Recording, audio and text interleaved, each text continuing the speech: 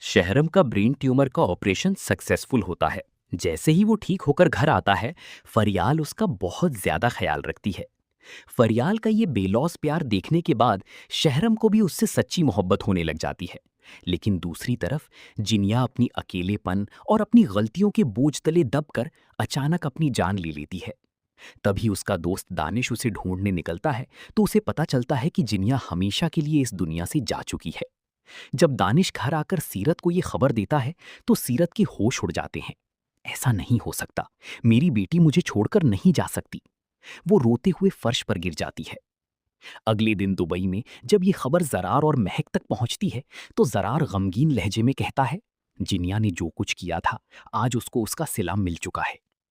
वो पाकिस्तान आने से मना कर देती हैं, क्योंकि डॉक्टर ने महक की प्रेगनेंसी की वजह से उसे सफर करने से सख्ती से मना किया होता है। दूसरी तरफ शहरम को जब जिनिया की मौत की खबर मिलती है, तो वो उसी वक्त उदास बैठा होता है।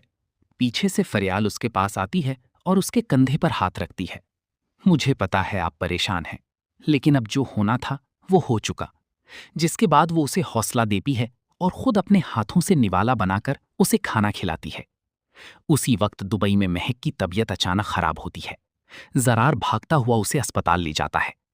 कुछ ही घंटों में डॉक्टर बाहर आकर जरार को बताते हैं, मुबारक हो, आपके घर बेटी पैदा हुई है।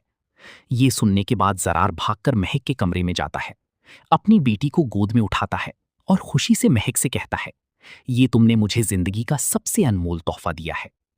दूसरी तरफ घर में सुबह फरियाल जब शहरम के लिए नाश्ता लेकर आती है, तो जैसे ही वो नाश्ता देने लगती है, चक्कर खाकर वहीं जमीन पर गिर जाती है।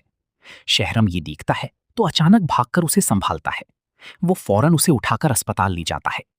डॉक्टर फरियाल को चेक करती हैं और बाहर आकर शहरम को बताती हैं, मुबारक हो, आप बाप बनने वाले हैं। ये सुनते ही शहरम की खुशी आसमान को छूती है। घर आकर वो अपनी अम्मी निशात बेगम को बताता है कि फरियाल प्रेग्नेंट है। ये सुनने के बाद वो फौरन फरियाल को अपने गले से लगा लेती हैं। कुछ अरसे बाद जरार और महक भी पाकिस्तान आ जाते हैं। जब सीरत को ये बात पता चलती है, तो वो रोती हुई उनके पास जाती